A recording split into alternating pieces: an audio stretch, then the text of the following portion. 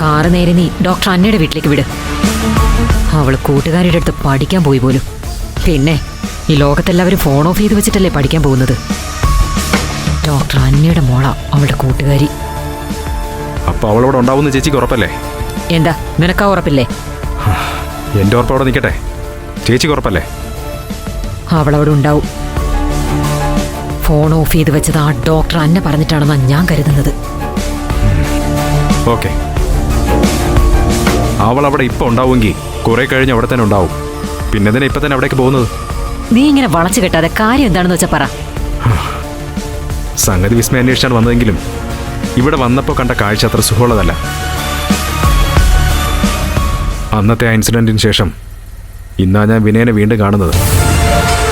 അവരിപ്പോൾ അവനെ എഴുന്നള്ളിച്ചുകൊണ്ട് പോകുന്നത് ഏതൊരു ഉണ്ണിവൈദ്യരുടെ അടുത്തേക്കാ. അവൻ ബോധം വന്ന് എണീറ്റ് നടന്നു തുടങ്ങിയ അതോടെ തീർന്നു എൻ്റെ തല. നമ്മുടെ പേരെങ്ങാനവും പറഞ്ഞാൽ പിന്നെ വിസ്മയെ നമ്മുടെ കയ്യിൽ കിട്ടില്ല. അതിനിപ്പോ എന്ത് ചെയ്യണമെന്ന് നീ പറയുന്നത്? വിസ്മയെ നമുക്ക് പിന്നീട് ലൊക്കേറ്റ് ചെയ്യാം. ഇപ്പോൾ ആ വൈദ്യൻ ഏതാണെന്ന് കണ്ടുപിടിക്കലാണ് നമ്മൾ ചെയ്യേണ്ടത്. ഈ ജന്മത്തിൽ വിനയൻ സ്വബോധത്തിൽ എഴുന്നേറ്റ് നടക്കാൻ പാടില്ല. എങ്കിൽ പിന്നെ വണ്ടി അവര് പോയ വഴിക്ക് വിടടാ. നമുക്ക് ആദ്യം കാണേണ്ടത് ആ ഉണ്ണി വൈദ്യരെയാ.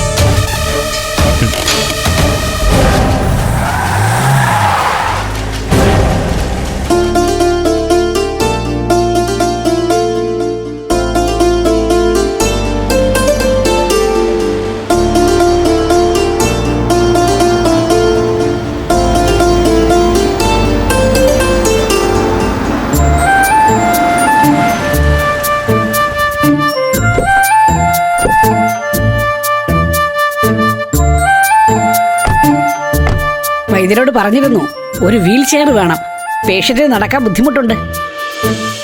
വേണോ? വീൽ ചെയർ ആയാലും മതി. ശരി.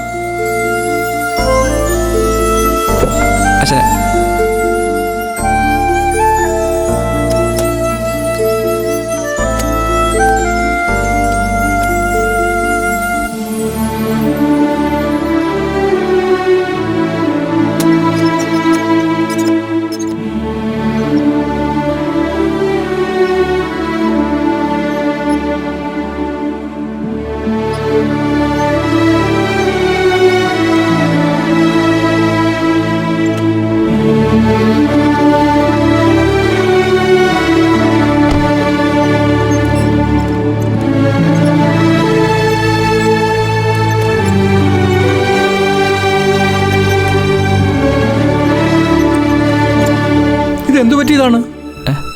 ആക്സിഡന്റാ. പാരലൈസ്ഡ് ആണോ? അതെ. ആര് പറഞ്ഞിട്ടായാലും ഇവിടെ തന്നെ എത്തിയത് നന്നായി.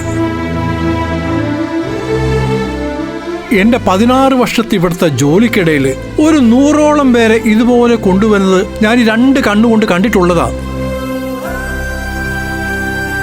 തണ്ടല്ലൊടിഞ്ഞു കൊണ്ടുവന്നവരെ നടത്തി പാട്ടും പാടി കൊണ്ടുപോകുന്നതും കണ്ടിട്ടുണ്ട്.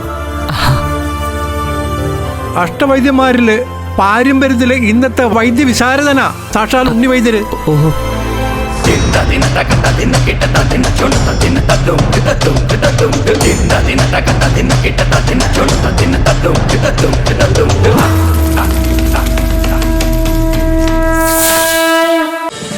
ഫ്ലവേഴ്സ് ഒരുക്കുന്ന കാഴ്ച വസന്തം യൂട്യൂബിൽ പ്രേക്ഷകർക്ക് ലൈവായി കാണാം. ഫ്ലവേഴ്സ് കോമഡിയിൽ ജോയിൻ ചെയ്യൂ, ആസ്വദിക്കൂ.